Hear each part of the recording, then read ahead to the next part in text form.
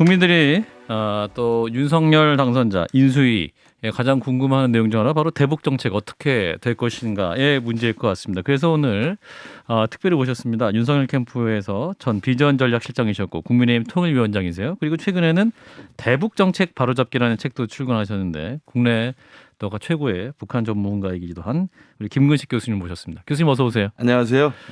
네, 우리 김성현 소장님과 우리 진중권 작가님 인사 나눠주시고요. 안녕하세요. 자, 본격적인 질의 앞서서 현안 얘기 좀 여쭐게요. 요즘 대통령 집무실 용산 이전 관련해서 굉장히 어렵지 않습니까? 이런 논란 교수님 어떻게 보고 계시는지. 글쎄요, 오늘은 대북 정책 관련한 인터뷰라고 들었습니다만, 그 현안이 지금 거의 모든 블랙홀처럼 빨려들고 그렇죠. 있어서 여기 두 분 선생님도 계십니다만, 제 개인적으로는 지금 문재인 대통령께도 좀 한 발 물러섰으면 하는 그 당부의 말씀드리고 싶고, 우리 윤석열 당선인께도 조금 천천히 가도 된다. 그러니까 청와대를 천천히 가라는 게 아니라 너무 밀어붙이지 말았으면 좋겠다. 그런 말씀 드리고 싶어요. 예를 들면 문재인 대통령하고 윤석열 당선인이 서로 정당은 다르지만 두 분이 유일하게 합치하는 공약과 약속이 청와대 벗어나겠다는 거 아닙니까? 그러면 두 분이 협치할 수 있는 가장 좋은 공약의 실천이 바로 청와대를 나오는 거고 광화문시대를 여는 건데 그러면 문재인 대통령 입장에서는 본인이 못한 약속을 그 다음 후임인 윤석열 당선인이 한다고 하면 저는 쌍수를 들고 도와주는 것이 본인의 입장에서나 정치 발전 입장에서는 굉장히 바람직한 모습이다. 아름다운 모습이라고 생각이 들고요.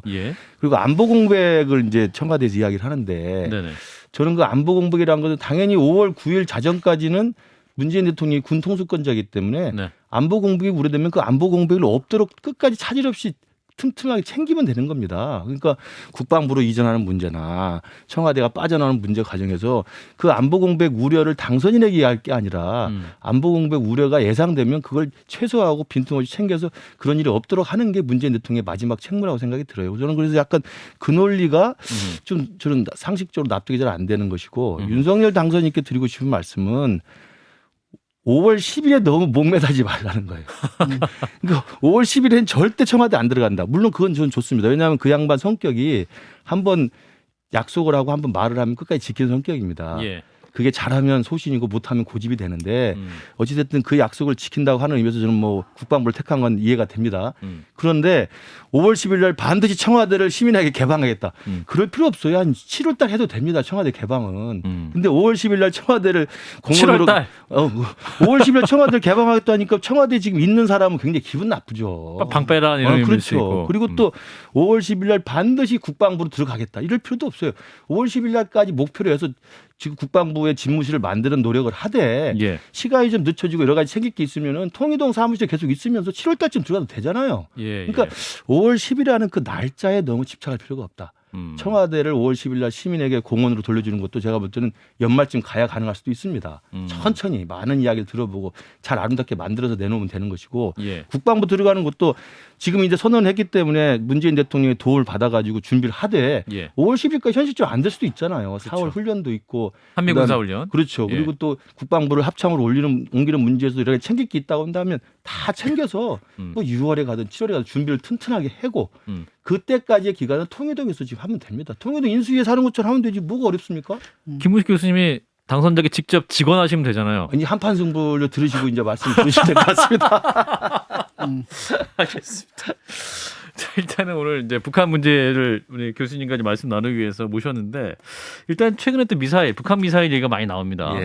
그래서 이제 북한의 방사포 발사 문제에 대해서 이제 당선자가 이 9.19 합의 위반이다 이렇게 말씀을 했는데 서 국방부장은 또 합의 위반 아니다 이렇게 말을 했거든요. 이게 뭐가 진실인지. 그러니까 9.19 남북 군사분야 합의서를 그 적대행위 금지 구역이라는 걸 설정을 해놨거든요. 지상과 해상과 공중에. 그 위치와 지점을 이야기하면 서국장한 말이 맞고 왜냐하면 그 금지 구역에서 쏜 게 아니기 때문에. 그러나 그 9.19 남북 군사분야 합의서는 그 구체적인 강론보다 맨 위에 있는 정신은 남북 간의 군사적 긴장을 조성하지 않는다. 큰 틀에서 보면 그렇죠. 적대 행위를 하지 않는다. 일체의 전쟁이나 도발 행위를 하지 않는다는 게 맨 앞에 나와 있는 명시적인 정신이기 때문에 정신을 강조하면 위반한 것이죠. 그러나 구체적인 그 적대행위 금지 구역이라는 위치나 지점을 따진다면 위반이 아니라고 말은 할 수 있다. 그러나 근데 그렇지가 않은 게 그 쏜 데가 숙천이라고 이제 평양보다 더 북쪽에 있는 데서 자기네 해변가에다 쏜 거잖아요. 바다에다가. 그렇죠. 바다에다 쏜 건데 그걸 적대적 행위라고 하면 우리나라에서 예를 들어서 천안은 안 되겠구나. 부여나 뭐 여튼 이런 해안가에서 서해상으로 미사일 발사 실험을 하는 게 북한에 대한 적대적 행위라고 저들이 주장할 경우에 할 말이 없어지지 않습니까? 그러니까 윤 당선인이 이번에 방사포를 적대행위라고 봤던 이유는 네. 금년 들어서는 10번의 미사일 발사했었잖아요. 11차례 정도. 11차례까지 됐기 네. 때문에 그게 여러 가지 다종다양한 미사일을 다양한 장소와 다양한 방식으로 막 쏘고 있는 거거든요. 그런 맥락 하에서 이번에 초대형 방사포도 지금 연초부터 진행된 군사적 긴장 조성 행위라고 보는 거죠. 그런 의미에서는 남북 군사 분야 합의의 기본 정신을 좀 해치는 게 왜냐하면 아니냐. 그렇게 되면 저희도 군사훈련을 못하게 되는 좀 우를 범하게 될 거라는 걱정이 돼서요. 그렇죠. 근데 이제 그게 그 이른바 이제 그 뭡니까 안보 딜레마라는 게 있지 않습니까? 예. 한쪽에서 계속 군사적인 어떤 군사력을 확충해가고 군비를 증강하면 또 당연히 상대방 쪽에서는 또 방어의 논리로도 그걸 계속 하는 거거든요. 예. 그런 것들을 뭐 서로 누가 먼저 했느냐를 따져보면 이제 할 말이 없는데 그런 말씀을 드린 이유는 9.19 군사 합의에 대해서 윤석열 당선자가 이거 소용없다. 실질적으로 무력화시켜야 된다라고 생각하시기 때문에 이런 발언을 던지신 게 아닌가 이런 걱정을 하는 사람들도 있거든요. 그런 입장은 아닙니다. 제가 알기로는 9.19 군사분야 합의서가 완전히 백지화된다는 입장은 아니고요. 예. 그것들을 북한이 지키지 못했을 때 그러니까 실제로 2020년인가요? 제가 기억나게 아마 창린도라고 하는 서해상에 북한 섬이 있습니다. 그 창린도에서 그 해안포 사격을 한 적이 있어요. 그건 명백히 남북 군사분야 합의서 위반입니다. NLL 바로 위에서 쐈기 때문에. 근데 그럴 때 문재인 정부가 말 한마디 하지 않았어요. 그런 식의 좀 원칙 없는 대응에 대한 이야기를 문제적으로 지적하는 거지. 이 남북 군사 분야 합의서 읽어보시면 알지만 내용이 굉장히 좋습니다.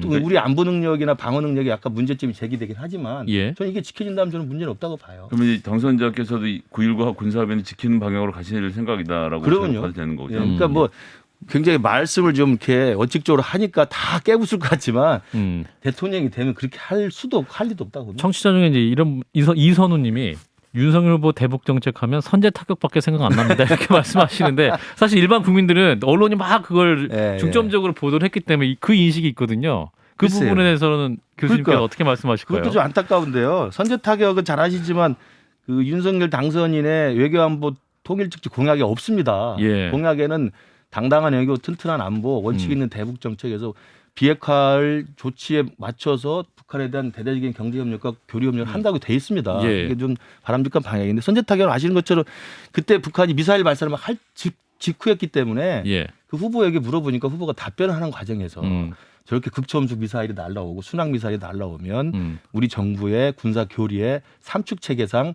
선제 타격이라고 하는 킬체인을 이용하는 수밖에 없다. 이야기를 한 건데 이게 이제 정치적 정쟁의 이제 논란의 중심이 돼버린 거죠. 대통령이 되실 분이니까 이제 언어를 좀 더 정교하게 그렇죠. 구사하실 줄 알아야 돼요. 근데 이번에 이제 가장 큰 문제가 뭐냐면 뉘앙스를 주는 법을 몰라요. 이러다 보니까 그 별거 아닌 말을 갖다가 네. 듣는 데는 이게 원칙 자체를 갖다 다 깨버리는 것처럼 들리는 그런 그런 일들이 이제 종종 있었거든요. 근데 이번에도 이제 그런 것 같아요. 그 명백한 위반이다라고 얘기할 필요는 없잖아요. 그럼요. 근데 위반은 아니지만은 그 합의서의 정신에 지금 그렇죠. 위배되지 않냐 이렇게 네. 말씀하셔야 되는 거죠. 맞습니다. 그러니까 이제 당선인의 이야기를 주변에 있는 사람에게 재차 부연해서 설명해 주면 이게 안 좋은 거잖아요. 당선인이 명확하게 그렇죠. 그 자리에서 또 언론도 다 카메라 들고 있었는데 이게 9.19 남북군사 합의서의 정신을 위반한 것이고 북한이 이 정신을 지켜줬으면 좋겠다라고 이야기하면 되는데 말씀을 이렇게 직설적으로 하시니까. 완곡어법이 좀 필요해요. 네, 맞습니다. 교수님 이제 대북 정책 바로잡기라는 예. 책을 이제 발간하셨습니다. 그러니까 이 바로잡아야 한다는 건 이전 정책이 좀 잘못됐다는 전제가 있는 것이고 앞으로도 이제 윤석열 정부와 함께 새로운 정책을 시행해야 된다 이런 함의가 있는 것 같은데 예. 뭐가 잘못됐고 앞으로 어떻게 해야 된다는 말씀입니까? 뭐 하시는 분은 아시겠지만 제가 이제 김대중 정부 때 이제 그 햇볕 정책 사실은 지지자였고요. 예. 햇볕 정책의 전도사라는 뭐 이야기까지 들었습니다. 그래서 김대중 노무현 정부 때 그 부분을 열심히 제가 주장을 했었는데 북한에도 수행원으로 다녀오셨고 예, 남북 정상회담도 같이 다녀오고 했는데 그 이명박 박근혜 정부 지나면서 남북 관계가 이제 파탄이 됐고요. 예. 그리고 문재인 정부가 돌아와서 이 햇볕 정책을 다시 이제 복구한 거 아닙니까? 그렇죠. 근데 저는 이제 문재인 정부 들어올 때도 그 햇볕 정책의 정신, 햇볕 정책이라고 하는 기본 화해 협력을 통한 북한의 변화라고 하는 기본 취지는 동일하되 이게 20년 전에 DJ 노무현 때 시기랑은 근본적으로 변화된 현실이 있기 때문에 예. 그 현실의 변화에 따른 또 변화된 접근을 해야 된다는 게 제 주장인데 예. 제가 보기에 지난 5년 문재인 대통령께서는 그냥 15년 전 DJ 노무현 때 햇볕 정책으로 그냥 복귀한 거예요. 기계적 복귀가 된 거예요. 예. 저는 그런 면에서 실패를 좀 예고가 됐었다. 그러니까 그 변화된 현실이라는 것은 DJ 노무현 때는 북한이 핵을 가지지 않았습니다. 지금 핵을 가지고 있죠. 그 DJ 노무현 때는 북한이 미국과 협상에 굉장히 매달리는 형국이었어요. 지금 북한의 김정은은 미국과 협상을 구걸하지 않습니다. DJ 노무현 때는 북한은 남쪽이 뭘 경제 지원을 하고 협력을 해준다면 좋아했습니다. 남북 관계가 대화가 됐어요. 그러나 제가 북한 전문가로서 보면 박근혜 정부 말기 때부터 그러니까 김정은이 집권한 이후부터는 북한의 대남 전략은 남쪽에 의존하지 않는 겁니다. 남쪽에 선불리지 않고 남쪽에 예. 교류 협력을 좋아하지 반가워하지 않아요. 이제 그런 변화된 전략이 저는 있다고 봐요. 이건 뭐 국정원이나 통일부에서도 좀 분석을 하고 있다고 보는데 그런 근본적으로 변화된 현실에서 우리가 과거에 15년 전에 그랬으니까 우리가 손을 내밀면 무조건 올 것이다. 이렇게 판단하는 게 제가 볼 때는 좀 잘못된 아니한 현실인지라고 보는 거죠. 그래서 교수님이 이제 햇볕 정책, 선샤인 팔리시 예. 대안으로 중년 부부론을 언급하셨어요. 중년 부부 이거 좀 약간 생소한데 중년 부부론 남북 관계가 중년 부부 같이 예. 어떻게 만들어가야 된다? 그래서 위기라는 얘기입니까? 아니면 갱년기란 얘기입니까? 예, 아니고요. 중년 이게- 부부는 아주 사랑이 활활 타오를 그런 시기이긴 한데. 아 이 말씀- 그렇습니까? 예, 말씀해 보세요. 저 개인의 입장을 너무 일반화시킨 것 같은 생각인데 예. 누가 혼나야 되는 겁니까? 뭐 집에 가서 봐야 될 것 같습니다. 자, 중년 부부론 남북 예. 관계. 민감해. 조심해. 그러니까 제가 좀 알기 쉽게 표현하려고 예, 말씀해 DJ 주세요. 노무현 시기까지는 실혼부부 같은 남북관계였다. 50년의 냉전적 적대 시기를 지나서 정말 역사적인 정상회담을 통해 가지고 극적인 남북관계 개선이 이루어지고 저도 뭐 평양에 열 몇 번 갔습니다만 갈 때마다 설레고 좋았지 않습니까? 예, 예. 이런 신혼부부 같았는데 이게 이제 이명박 박근혜 정부 지나면서 음. 거의 이제 이혼 불사의 파탄 부부 형태로 간 거예요. 예. 연평도 사태, 천안함 폭침 생기면서 예, 예. 그냥 죽지 못해 사는 것이 아니라 한쪽이 죽어야만 사는 그런 거의 뭐 파경기의 관계로 갔던 것 같고요. 그래서 문재인 정부로 왔는데 아까 말씀드린 이게 다시 신혼으로 간다고 생각하면 착각했다는 거죠. 이게 뭐 제 개인의 입장을 너무 일반화한 것 같습니다만 예. 중년 부부 정도가 예. 신혼의 그런 애틋함과 설렘으로 부부가 이렇게 이야기하는 건 아니지 다시 않습니까? 시작하자는 거죠, 그러니까 다시 시작이 안 되죠. 아, 안 됩니까? 중년 부부가 신혼으로 시작할 수 있습니다. 그러니까 신혼같이는 아니라도 재혼만 이제- 가능합니다. 그거. 아, 그렇습니다.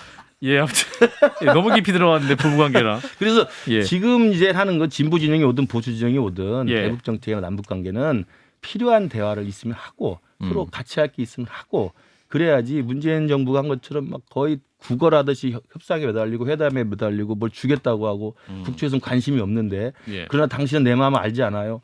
뭐 이렇게 계속 대북 구애에 매달릴 필요는 없다는 거예요.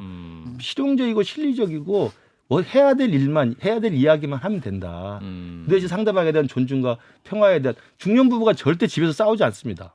대화는 많이 하지 않지만 아. 바로 그러한 좀 실용적 평화, 실용적 남북 관계가 이제는 우리도 좀 그렇게 수준을 좀 낮춰서 접근해야 된다고 봐요.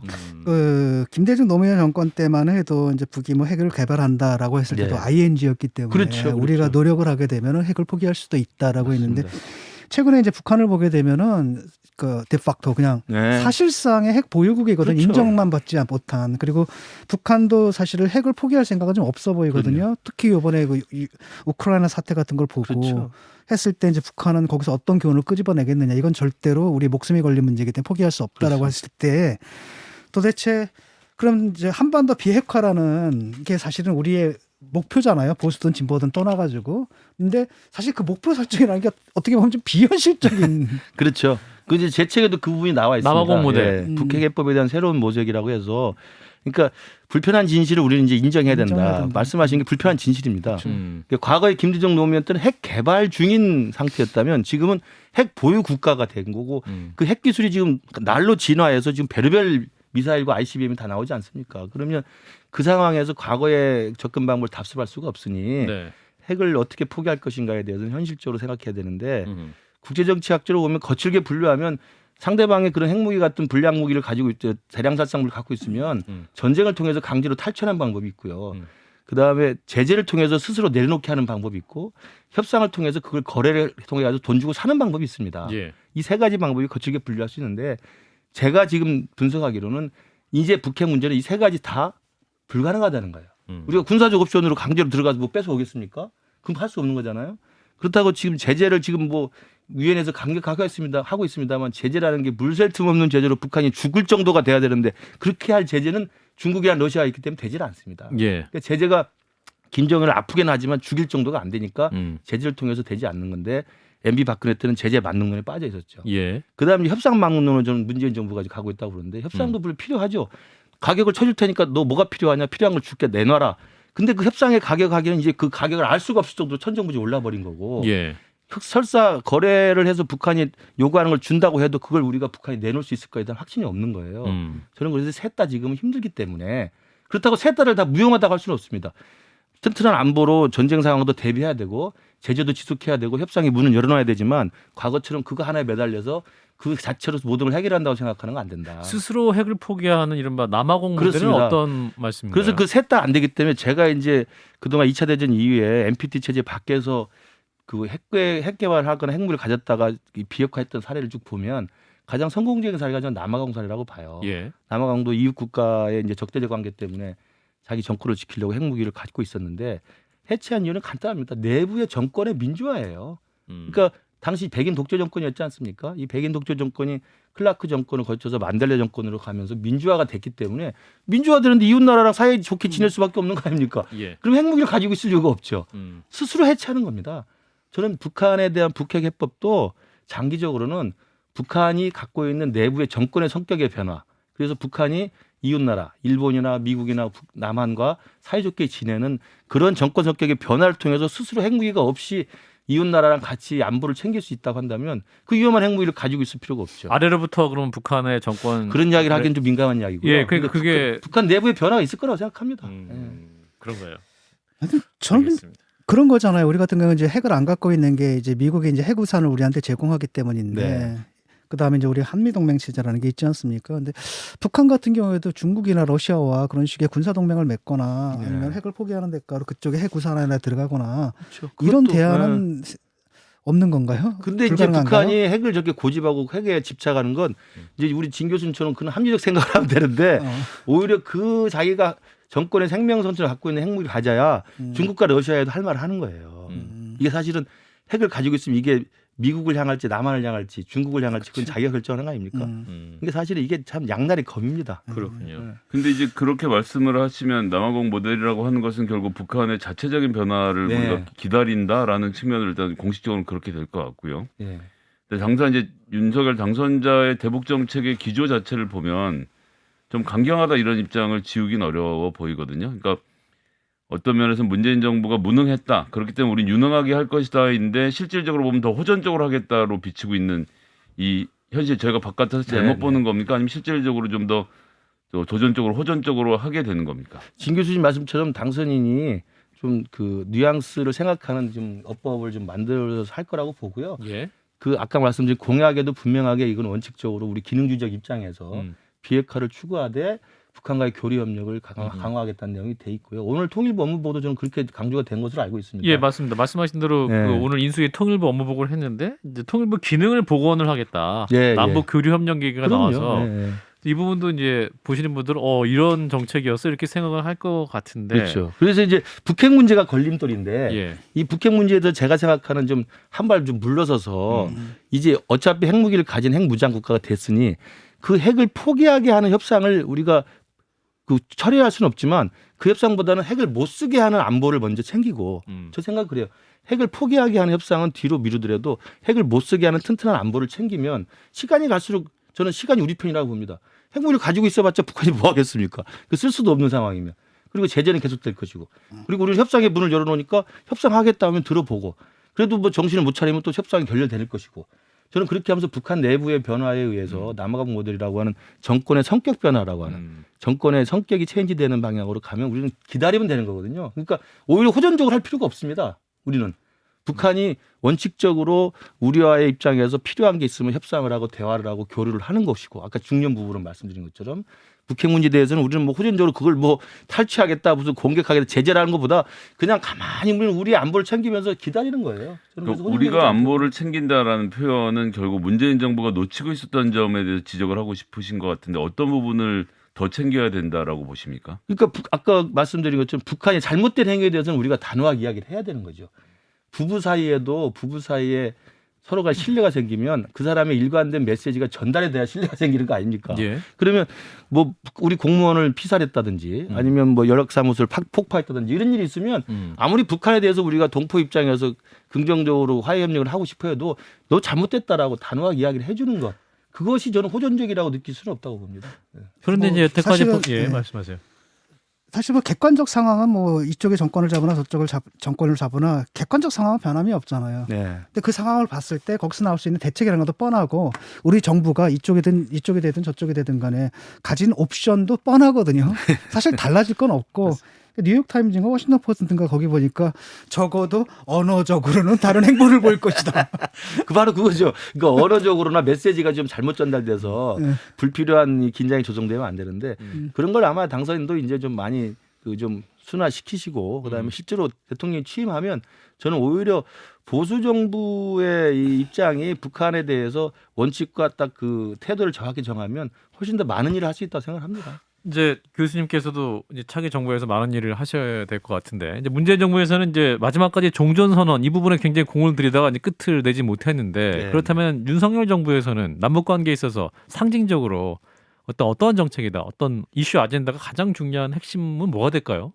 그 공약에 보면 이제 남북 관계를 정상화한다 이게 이제 정상화. 하나의 총론으로 하나 들어가 있습니다. 예. 그러니까 지금 우리가 보는 남북 관계는 북한이 우리를 그게 필요에 따라서는 이렇게 나오다가 또 네. 필요가 없으면 삶은 소대가리 운운하면서 뭐 비난하고 그래서 이 갑을 관계라는 것이 뭐 이상하게 돼 있는 것처럼 느껴져서 예. 아까 제가 중년 부부를 말씀드린 것처럼 북한도 우리를 존중하고 우리도 북한을 존중하는 그러면서 할 말은 하는 그래서 필요한 것만 하는 한쪽에 너무 집착하거나 자기의 주관적 기대를 가지고 한쪽에 대해 너무 이렇게 몰두하는 것이 아니라 그렇게 예. 하는 저는 남북관계 정상화라는 게 저는 윤석열 정부의 저는 남북관계에 대한 기본 입장이라고 보고요. 예. 무슨 뭐 특별하게 뭐 종전선언 평화체제 같은 걸 추진한다든 이런 어떤 이벤트를 추진하는 건 저는 아닐 거라고 봅니다. 그러나 이제 진 교수님 말씀대로 그동안에 MB도 그렇고 박근혜도 그렇고 항상 남북관계 쟁점은 뭐냐 어떤 돌발 상황이 생겼을 때예요. 예. MB 때 박왕자 씨가 사망한 사건이라든지 천안함 사건이라든지 그다음에 박근혜 때 뭐 개성공단이 폐쇄된다는 이런 돌발 상황이 생겼을 때 청와대가 어떤 입장을 가지자가 중요하거든요. 예. 제가 남북 관계를 쭉 20년 이상 보면 네. 대개 원칙이나 기준은 비슷해요. 네. 진보나 보수나 예. 모범 답안이 다 있기 때문에. 예. 그런데 어떤 상황이 생겼을 때 청와대가 어떻게 대응을 하냐. 음. 저는 그 문제에 있어서 아까 말씀드린 것처럼 중년 부부에 대한 기본적 신뢰와 거리두기 또 북핵 문제에 대한 차분한 접근, 튼튼한 안보 이런 입장을 가지고 하면 어떤 돌발 상황이 생겨도 너무 직자적으로 또는 너무 막 감정적으로 이렇게 좀 대응하지 않아도 된다고 생각합니다. 사실은 이제 보수 정권에서 상당히 좀 감정적으로 대응을 했지 않습니까? 과거에는 그랬죠. 네, 과거에는 네. 그래가지고 사실 남북 관계를 갖다가 쓸데없이 네. 경색을 시켜버렸는데 이런 우를 또 다시 범하지 않을까라는 우려가 좀 있습니다. 네. 잘 뭐 좀 보필을 해드려야죠. 그러니까 교수님이 국민들의 역할이- 정서가 네. 있거든요. 네. 저도 화가 나잖아요. 그렇죠. 그런데 네.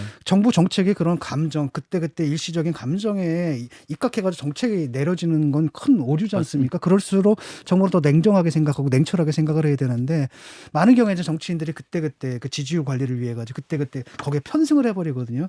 그런 오류를 좀 범했던 것 같고 개성공단 폐쇄 같은 것은 사실은 우리가 나중에 쓸 수도 있는 카드는 그냥 카드를 먼저 내버려 맞습니다. 멍청한 짓을 한 거죠. 그게 이제 일종의 자해용이 있죠. 자해죠. 그러니까 감정적인 건 저는 문재인 정도 똑같았다고 생각해요. 예. 그러니까 그 민족주의나 또 아니면 과거 햇볕 정책에 대한 그 향수가 있겠지만 예. 이게 또 일종의 감정적 접근이거든요. 그렇죠. 정서적 접근이고 그럼요. 약간 낭만적인. 그렇죠. 네. 이미 15년 전에 변화된 현실이라는 걸 정확히 보면 냉철한 현실 인식 속에서 감정을 배제하고 외교 안보라는 것을 그렇게 냉철하게 접근해야 되는데 양쪽 다 그런 문제점이 있었다고 봅니다. 알겠습니다. 이제 여러 가지 우려를 다 고려하시고 교수님께서도 차기 정부에서 더 중요한 역할을 감당해 주시기 바라겠습니다. 오늘 말씀 많이 나누고 싶었는데 오늘 여기서 마치고 또 모셔야 될 것 같습니다. 네. 네, 국민의힘 통일위원장이시죠? 경남대학교 김근식 교수님이었습니다. 고맙습니다. 감사합니다.